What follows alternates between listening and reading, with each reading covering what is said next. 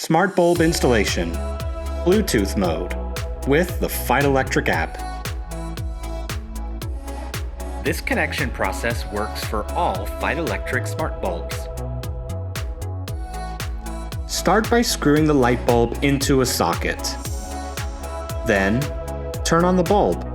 If the bulb does not start rapidly blinking, turn it on, off, on, off, on. Once your bulb is blinking, make sure your Bluetooth is on and open the Feit Electric app. From the app's homepage, tap Add Device or the plus sign at the top right.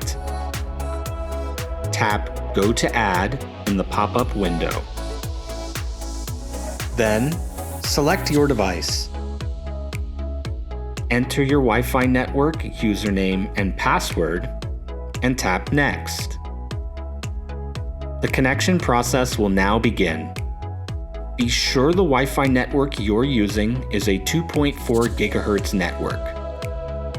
If the connection fails, quit the app and repeat the previous steps. Wait for the confirmation screen to start using your device. You are now ready to control your new smart bulb. Tap Done. Tap the bulb icon to turn it off or on, or press and hold it for more features.